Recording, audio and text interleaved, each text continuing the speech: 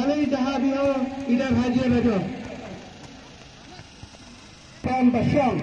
Tabang kepala siang sepamadan di peningkan iyo ia kata kepala pamadan.